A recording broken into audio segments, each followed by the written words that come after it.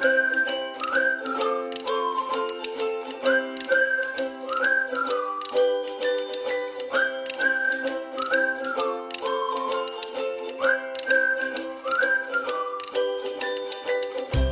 Everyone, welcome to Achievers. मेरा नाम है मेघा जायसवाल।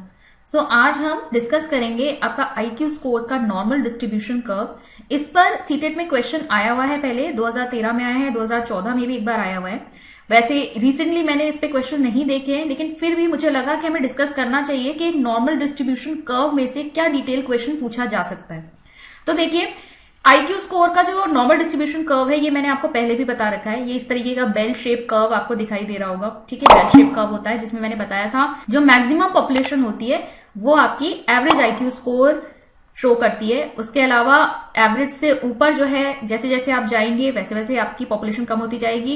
एवरेज से नीचे जो आईक्यू स्कोर है उसमें भी पॉपुलेशन कम होती जाएगी। थोड़ा और डिटेल में बात करते हैं। ये जो बेल शेप कर्व है, इसमें जो आपकी मिडिल वाली लाइन जा रही है, ठीक है, ये वाली जो लाइन सीधे जा रही है यहां तक, ये मैंने बताया था एवरेज वैल्यू क्या होती है, आईक्यू स्कोर की 100 होती है। ठीक है, आईक्यू का फॉर्मूला हमारा होता क्या है, IQ is equal to MA upon CA into 100। और एवरेज हम कैसे निकालते हैं, जब MA और CA बराबर होते हैं, यानी मानसिक आयु और जो कालानुक्रमित आयु या फिर वास्तविक आयु है, दोनों बराबर होंगे, MA is equal to CA होगा, तो ये दोनों कैंसिल हो जाएंगे और हमारा आईक्यू स्कोर क्या आएगा, 100 आएगा। वही हम एवरेज लेते हैं। ठीक है, आपका जो नॉर्मल डिस्ट्रीब्यूशन कर्व है, इसमें ये जो एवरेज वैल्यू है, ये एक चीज आप और ध्यान में रखेंगे, नॉर्मल डिस्ट्रीब्यूशन कर्व में जो मीन होता है और जो मीडियन होता है, ठीक है, वो दोनों सेम पॉइंट है। वो कौन सा पॉइंट है, वो ये वाला पॉइंट है, 100 वैल्यू।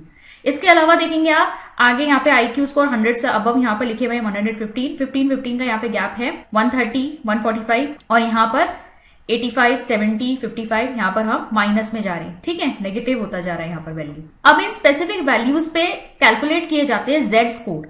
तो जेड स्कोर कैलकुलेट करने का आपका फॉर्मूला होता है Z इक्वल्स टू एक्स जिस भी वैल्यू के लिए आप जेड स्कोर कैलकुलेट कर रहे हैं वो होगा, minus mu upon standard deviation. ठीक है, ये आपका फॉर्मूला होता है जेड स्कोर कैलकुलेट करने का। अच्छा, स्टैंडर्ड डेविएशन क्या है, ये जो आपने गैप यहाँ पे ले रखा है, ठीक है, हमने 15 का गैप ले रखा है, तो यहाँ पे स्टैंडर्ड डेविएशन की वैल्यू क्या आएगी, 15 आएगी। म्यू क्या होता है, ये आपका एवरेज स्कोर होता है, जो कि यहाँ पर क्या होगा आपका 100। ठीक है, और एक्स की वैल्यू हम कैलकुलेट करते हैं, जिस भी वैल्यू के लिए हम यहाँ पर आपका जेड स्कोर निकाल रहे हैं वो वैल्यू हम यहाँ पर रखते हैं। ठीक है, वेरी कर सकती है। जैसे हम एक निकाल के देख लेते हैं, अगर मैं 115 स्कोर के लिए निकाल रही हूँ जेड स्कोर, तो क्या आएगा आपका, Z is equal to 115 minus 100, mu की वैल्यू एवरेज वैल्यू, और स्टैंडर्ड डेविएशन है आपका 15, तो ये आ जाएगा आपका 15 अपॉन 15 और आप इससे डिवाइड करेंगे तो 1। तो हमने यहाँ पे देखा कि वैल्यू क्या आई यहाँ पर, +1, पॉजिटिव 1 यहाँ पर आई। अगर यही चीज मैं यहाँ के लिए निकालती तो ये आती -1। जैसे अगर मैंने रखा होता 85 माइनस 100 अपॉन स्टैंडर्ड डेविएशन, तो ऑब्वियसली यहाँ पर नेगेटिव वैल्यू वाली हमारा जो 100 है वो बड़ा है, तो यहाँ -15 आएगा अपॉन 15 इक्वल टू -1। तो ये जो हमारा स्कोर आया है ये आपका क्या होगा, +1 स्टैंडर्ड डेविएशन, और ये क्या है आपका -1 स्टैंडर्ड डेविएशन। ठीक है, ऐसे ही ये आएगा आपका, आप इसे कैलकुलेट करेंगे तो +2 स्टैंडर्ड डेविएशन, और ये आएगा -2 स्टैंडर्ड डेविएशन। और ऐसे ही यहाँ पे जो जेड स्कोर आएगा वो +3 आएगा, और यहाँ पर क्या आएगा, -3 आएगा। अब देखिए, दूसरी चीज जो आपको ध्यान में रखनी है वो है कितनी पॉपुलेशन आपकी लाई करती है इन दो स्टैंडर्ड डेविएशन की जो वैल्यू या दो जेड स्कोर की अगर वैल्यू होती है उसके बीच में। जैसे जब मैं 100 से यहाँ 115 तक आऊंगी, तो यहाँ पर आपका जो टोटल पॉपुलेशन का परसेंटेज होता है, देखिए अगर मैं टोटल को 100 मान लूं, ये यहां से यहां तक 100 को अगर हमने यहां ले रखा है पॉपुलेशन को, तो यहां पर इसके बीच में 100 से 115 तक जब हम जा रहे हैं, यानी कि आप कह सकते हैं 0 से +1 तक जब हम जा रहे हैं, तो कितना परसेंट पॉपुलेशन लाई करती है, 34%। To be exact this is 34.13%। ठीक है, अगर बहुत एग्जैक्ट वैल्यू चाहिए तो 34.13% होता है। सेम चीज यहां भी होगी। अगर हम देखेंगे कि 0 से लेकर -1 जेड स्कोर तक कितना परसेंटेज ऑफ पॉपुलेशन लाई करेगा, तो 34.13% होगा। ठीक है, टोटल अगर आप देखोगे तो ये कितना हो जाएगा, 68%। ये इसको राउंड ऑफ कर रखा है, अगर आप इसे एग्जैक्ट वैल्यू लोगे तो ये क्या हो जाएगा, 68.26%। ठीक है, जिसे आप 68% ले सकते हो। फिर अगर मैं देखूं +1 से +2 के बीच में कितनी पॉपुलेशन लाई कर रही है, तो ये है आपकी 13.5%। ठीक है, और ऐसे ही इस तरफ भी अगर हम देखें -1 से -2 के बीच में कितनी लाई कर रही है, 13.5%। अगर हम मैं टोटल -2 से लेकर +2 के बीच में पॉपुलेशन देखो कितनी लाई कर रही है, तो ये आ जाएगी मेरी 95%। यहाँ भी एग्जैक्ट वैल्यू आप ले सकते हैं, 30.59% होती है, यहाँ भी 13.59% और एग्जैक्ट वैल्यू यहाँ से आ जाएगी 95.44%, बट राउंड ऑफ में भी काम चल जाएगा। फिर हम बात करें अगर +2 से +3 के बीच, तो यहाँ पर आती है आपकी 2%, या फिर आप इसे एग्जैक्ट लेना चाहे तो ये होती है 2.14%, ठीक है। और ऐसे यहाँ पर भी आप देखेंगे -2 से -3 के बीच में कितनी परसेंट पॉपुलेशन लाई करती है, 2%।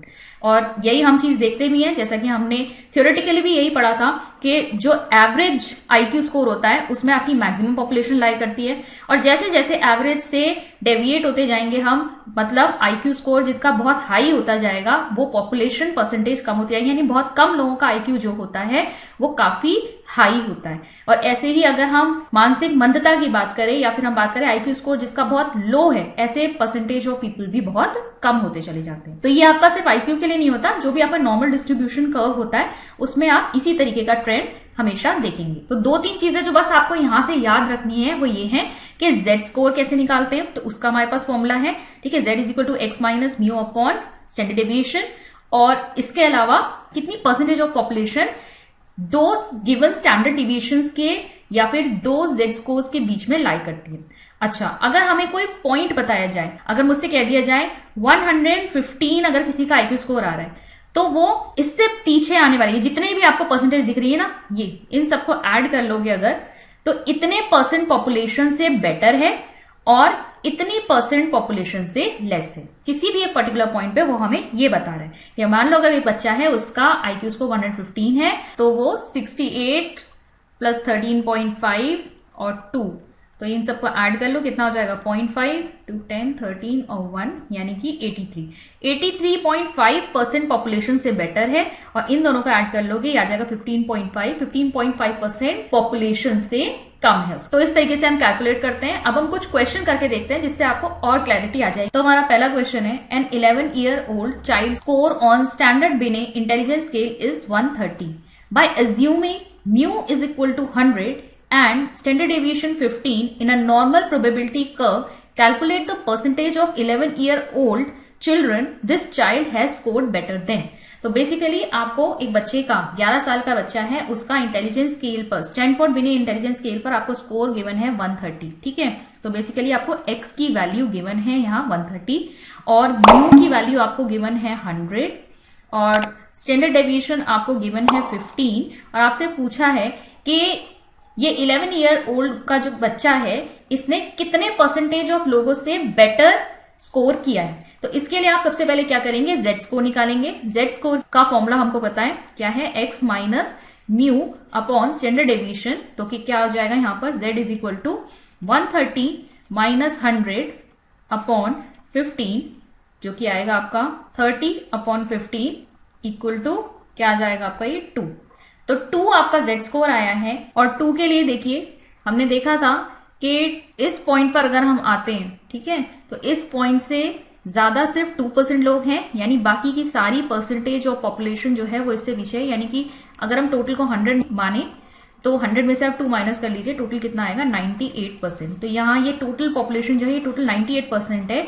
तो 130 अगर किसी बच्चे का IQ स्कोर है तो वो 98% पॉपुलेशन से ज्यादा अच्छा है, ठीक है, बेटर है। तो यहाँ राइट ऑप्शन आपका क्या हो जाएगा 98%, ठीक है। बहुत ज्यादा याद रखने की जरूरत नहीं है, आपका सिंपल सा है कि आपका 0 से 1 -1 -2 +2 और 3 इतना ध्यान में रख लीजिए, ठीक है। और आपको पता है इतने से इतने के बीच में आपका कितना था, ऑलमोस्ट हमने क्या लिखा था 34%, ठीक है। एक ये याद कर लीजिए, यहाँ आपका कितना, एक साइड का याद होगा तो दूसरी साइड का अपने आप याद हो जाएगा, ठीक है। यहाँ आपका था 13 पॉइंट और 2 से 3 के बीच में आपका था 2%। तो यहां से भी आपका इजीली आंसर निकल जाएगा। तो 2 के बाद आपका सिर्फ 2% है, बाकी सारी पॉपुलेशन इससे पीछे है। तो ये आप सीधे सीधे 100 में से 2 माइनस कर दीजिए। दैट मीन्स आपसे पूछा गया है 98% जो पॉपुलेशन है उससे बेटर है आपका ये 11-year-old child. Okay, next question आपका है, the shaded area represent students in a normal distribution who fall. तो यहां पर आपको देखिए दिया हुआ एक डायग्राम जहां पे एक सर्कल है जिसमें हाई मोटिवेशन लिखा है, दूसरा सर्कल है जिसमें हाई क्रिएटिविटी लिखा है और तीसरा सर्कल है जिसमें हाई इंटेलिजेंस लिखा है। और ये जो शेडेड एरिया है ये तीनों को कंबाइन कर रहा है, ऐसे स्टूडेंट्स को रिप्रेजेंट कर रहा है जिनके अंदर मोटिवेशन बहुत हाई है, क्रिएटिविटी बहुत हाई है, इंटेलिजेंस भी बहुत हाई है। और आप देख रहे हैं कि ये परसेंटेज बहुत कम है, ठीक है, ये परसेंटेज बहुत कम है और इनके अंदर हर चीज की जो वैल्यू है, जो भी आप कैरेक्टरिस्टिक की बात करें, वो बहुत हाई है। तो आपसे पूछा जा रहा है, ऑप्शंस आपको दिए हैं, ये आप किस डिस्ट्रीब्यूशन में फॉल करेंगे, ठीक है, ये जो आपको दिए हुए हैं स्टूडेंट्स की कैरेक्टरिस्टिक, ये आपके कौन से डिस्ट्रीब्यूशन में लाई करेगा।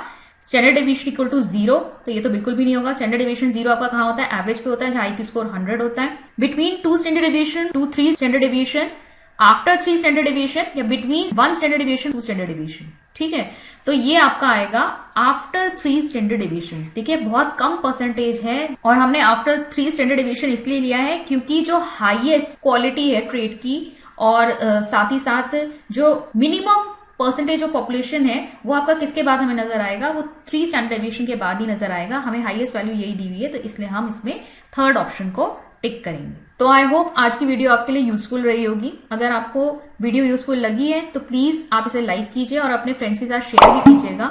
इसके अलावा सीटेट से रिलेटेड बहुत सारे वीडियोस हमने अपने चैनल पे अपलोड कर रखे हैं, आप प्लेलिस्ट को चेक कर सकते हैं। अगर आप हमसे जुड़ना चाहते हैं तो आप हमारी ऐप को भी डाउनलोड कर सकते हैं, जहां पर हमने सीटेट का एक कंप्लीट कोर्स भी बनाया हुआ है। अगर चैनल पे पहली बार आए हैं तो इस चैनल को सब्सक्राइब कर लीजिए और बेल आइकन को भी टैप कर लीजिएगा, जिससे मेरे सभी नए वीडियोस के नोटिफिकेशन आपको टाइम से मिलते रहे। मैं मिलती हूँ आपसे नेक्स्ट वीडियो में। Thank you.